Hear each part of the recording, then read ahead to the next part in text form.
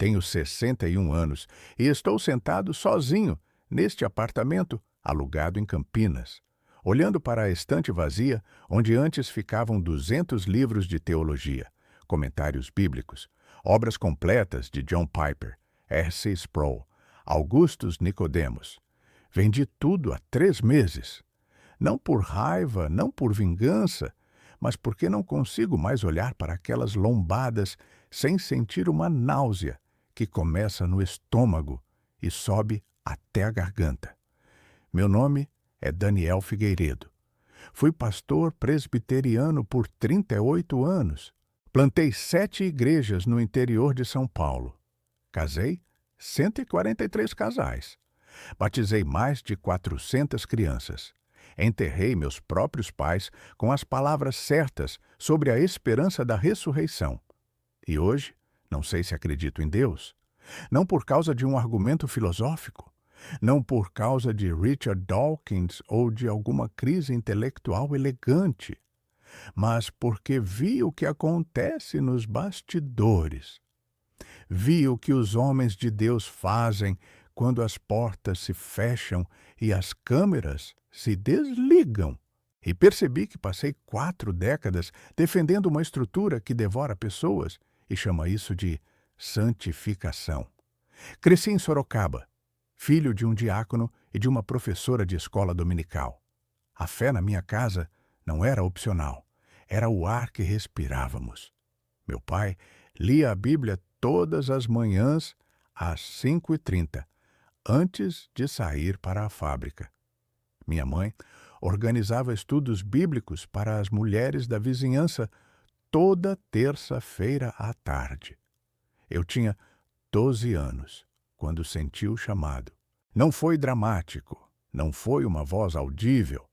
Foi uma certeza silenciosa durante um culto de quarta-feira, quando o pastor pregava sobre Jeremias. Antes que te formasse no ventre, te conheci. Aquilo entrou em mim como uma semente e cresceu até se tornar a única coisa que eu sabia sobre mim mesmo. Eu seria pastor, seria um homem de Deus. Entrei no seminário em 1982, aos 19 anos. O Seminário Presbiteriano de Campinas, uma instituição séria, reformada, comprometida com a sã doutrina. Aprendi hebraico, grego, exegese, homilética, teologia sistemática. Aprendi que a Bíblia era inerrante, que a salvação era pela graça mediante a fé, que o pastor era chamado para alimentar o rebanho e protegê-lo dos lobos. Casei com Amanda no meu último ano de seminário. Ela era filha de missionários que haviam servido em Moçambique. Uma mulher de fé genuína, daquelas que oram de verdade. Não apenas recitam frases prontas. Ela acreditava que Deus nos havia juntado para um propósito. Eu também acreditava. Minha primeira igreja foi em Itu, uma congregação pequena de 80 membros, a maioria idosos, alguns jovens casais. Cheguei cheio de energia, cheio de planos. Preguei versículo por versículo pelo livro de Romanos durante 2 anos. Organizei grupos de discipulado. Visitava os enfermos toda quinta-feira. Amanda liderava o ministério infantil com uma criatividade e um amor que faziam as crianças correrem para abraçá-la todo domingo. Foram anos bons, anos em que eu acreditava que estava fazendo exatamente o que Deus queria. A igreja cresceu para 150 pessoas. Batizei meus próprios filhos, Lucas e Rebeca, naquela piscina batismal. Chorei de alegria quando os vi professar fé. Em 1994, fui chamado para uma igreja maior em Campinas. Primeira igreja presbiteracional do Cambuí, 400 membros, 2 cultos aos domingos, equipe de staff, orçamento real. Eu tinha 31 anos e achava que estava pronto. O que eu não entendia ainda era que igrejas maiores têm políticas maiores, que quanto mais cresce uma comunidade de fé, mais ela se parece com qualquer outra instituição humana. disputas por poder, facções, interesses disfarçados de convicções teológicas. Havia um grupo de presbíteros que controlava a igreja há 15 anos. Homens bem-sucedidos, um dono de concessionária, um médico, um advogado tributarista. Homens que contribuíam generosamente e esperavam que suas opiniões tivessem peso proporcional. No começo, eu via isso como sabedoria compartilhada. Eles conheciam a igreja, conheciam as pessoas. Eu era jovem, precisava ouvir. Mas em 1997, aconteceu algo que deveria ter me acordado. Um dos presbíteros, o médico, um homem chamado Júlio Andrade, que todos admiravam, que orava com tanta eloquência nos cultos de oração que as pessoas diziam amém, antes mesmo de ele terminar as frases, foi acusado por uma mulher da igreja de assédio. Ela tinha 24 anos. Era secretária no consultório dele. Veio até mim chorando, tremendo, dizendo que ele havia feito avanços inapropriados, que havia tocado nela de maneira que não deixava dúvidas sobre sua intenção, que quando ela recusou, ele insinuou que ela poderia perder o emprego. Sentei com ela durante 2 horas. Ouvi cada detalhe. Acreditei nela.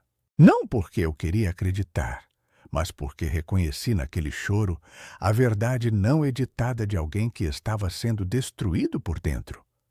Levei o caso ao Conselho de Presbíteros, como o manual da igreja exigia. Expliquei a situação. Pedi que formássemos uma comissão para investigar. O que aconteceu naquela reunião ainda me tira o sono. Júlio negou tudo. Disse que a moça estava confusa, que talvez tivesse interpretado mal sua gentileza paternal, que havia questões de saúde mental na família dela que eu deveria considerar. E então, um por um, os outros presbíteros começaram a construir sua defesa. Júlio é um homem íntegro. Conhecemos ele há 20 anos. Ele sustenta financeiramente metade dos projetos missionários desta igreja. Precisamos ter cuidado para não destruir a reputação de um servo de Deus por causa de um mal-entendido. Eu insisti, disse que precisávamos pelo menos ouvir ambos os lados formalmente, trazer testemunhas, seguir um processo. O advogado tributarista me interrompeu. Pastor Daniel, você é jovem. Ainda está aprendendo como pastorear uma igreja desta magnitude. Há coisas que causam mais dano do que bem. Se isso se tornar público, vai dividir a igreja. Vai escandalizar o nome de Cristo na cidade. É isso que você quer? Senti o chão desaparecer debaixo dos meus pés. Olhei ao redor da sala. Homens que eu admirava, homens que liam suas Bíblias, que citavam Westminster, que falavam sobre a santidade de Deus. E todos estavam olhando para mim, esperando que eu recuasse. Amanda me disse naquela noite que eu deveria renunciar, que aquilo não era uma igreja, era uma corporação disfarçada de comunidade de fé. Mas eu tinha 34 anos, 2 filhos pequenos, uma hipoteca, e me convenci de que podia mudar as coisas de dentro. Que se eu permanecesse fiel na pregação, se continuasse ensinando a verdade, eventualmente a cultura mudaria. A moça saiu da igreja 3 semanas depois. Nunca mais a vi. Júlio continuou sendo presbítero por mais 12 anos. Esse foi o primeiro momento em que entendi que algo estava profundamente errado. Mas não foi o último. Nos anos que se seguiram, vi o padrão se repetir com uma consistência que me enojava. Um líder de jovens que todos amavam foi flagrado trocando mensagens sexualmente explícitas com uma adolescente de 16 anos. Quando confrontamos, ele chorou, pediu perdão, citou o Salmo 51. O conselho decidiu que ele precisava de restauração, não de afastamento permanente. 6 meses de disciplina silenciosa, afastado da liderança, mas ainda frequentando a igreja, ainda sendo tratado com deferência pelos que não sabiam o que havia acontecido. A menina e sua família saíram da igreja porque não suportavam vê-lo todo domingo. Ninguém foi atrás deles. Um pastor associado que contratei, homem brilhante, PhD em Novo Testamento, pregador excepcional, revelou em confidência estar lutando com depressão severa. Pediu um período sabático de 3 meses para tratamento. O conselho negou. Pastor, não pode parecer fraco. A igreja precisa de liderança forte. Ele tentou continuar. 6 meses depois, teve um colapso nervoso no púlpito no meio de um sermão. Foi internado. O conselho o demitiu enquanto ele estava no hospital psiquiátrico, citando incapacidade de cumprir suas funções ministeriais. Sua esposa me ligou chorando, dizendo que não tinham como pagar o aluguel. Organizei uma coleta pessoal fora dos canais oficiais da igreja. Fui repreendido por criar divisão e minar a autoridade do conselho. Em 2008, a igreja tinha 900 membros. Construímos um templo novo, um edifício lindo com sistema de som de primeira linha, cadeiras estofadas, sala de creche com paredes pintadas com cenas de Arca de Noé. Custou 3 milhões de reais. No mesmo ano, uma família da igreja, gente simples. O marido era porteiro, a esposa faxineira. Perdeu a casa porque não conseguiram pagar a prestação depois que ele ficou desempregado. Pedi ao conselho que usássemos o fundo de benevolência para ajudá-los. A resposta foi: o fundo de benevolência é para emergências, não para sustentar escolhas financeiras ruins. Eles tinham 40 mil reais no fundo. A família precisava de 3 mil para não ser despejada. Fui voto vencido. A família foi despejada. Pararam de frequentar a igreja. Perderam a fé, disseram alguns. Eu sabia a verdade. Perderam a ilusão de que a igreja se importava com eles tanto quanto se importava com sua própria imagem. Amanda começou a me questionar mais diretamente. Daniel, você ainda acredita que isso é o reino de Deus? Ou é só mais uma organização onde quem tem dinheiro e influência dita as regras?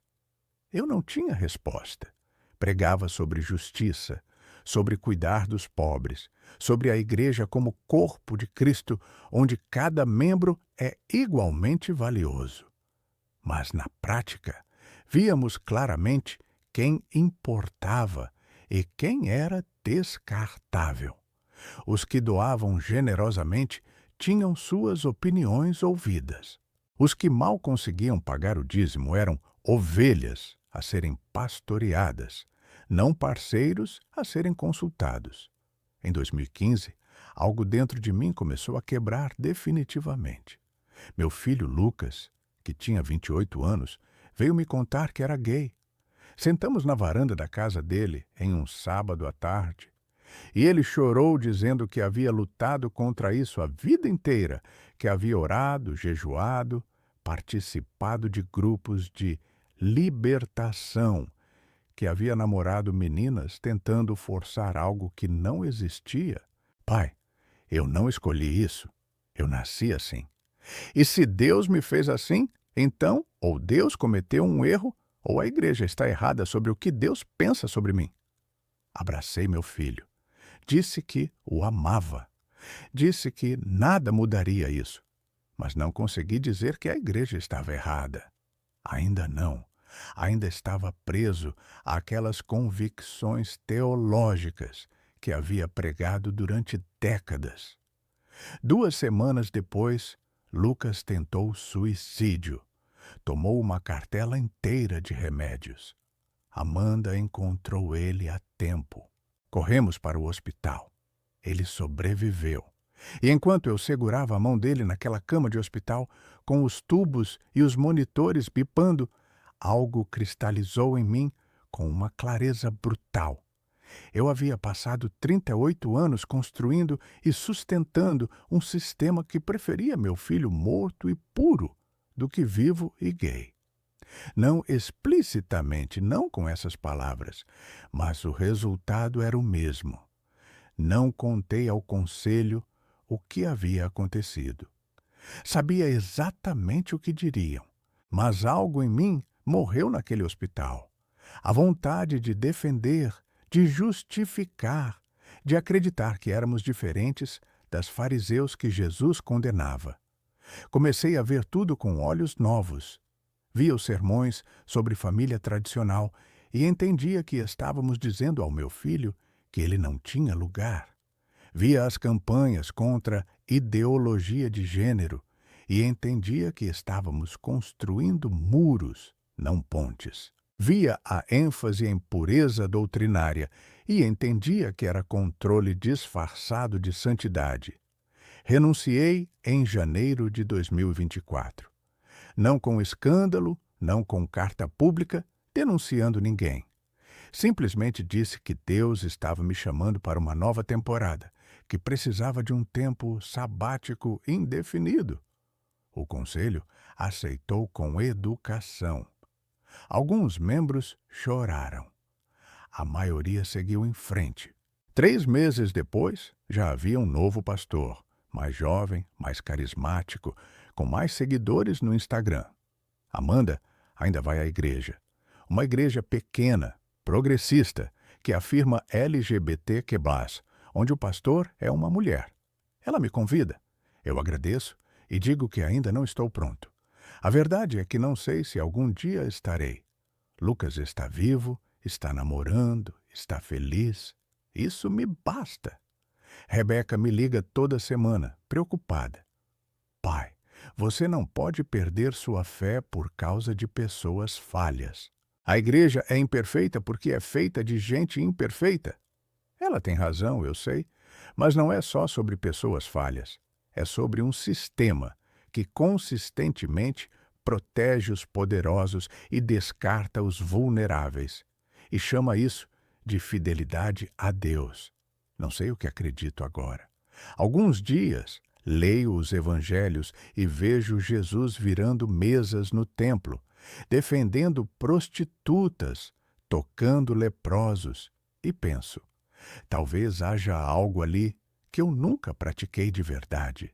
Outros dias fecho a Bíblia e sinto apenas cansaço de tentar conciliar o Deus que dizem existir com o Deus que nunca vi aparecer quando mais precisávamos dele. Tenho 61 anos. Passei 38 deles construindo algo que agora vejo desmoronar dentro de mim. Não com raiva, apenas com uma tristeza profunda e uma pergunta que não consigo responder. Será que servimos a Deus? Ou será que criamos Deus à nossa imagem e o usamos para justificar o que já queríamos fazer? Não tenho certeza. E descobri que consigo viver com essa incerteza melhor do que vivia com aquelas certezas todas.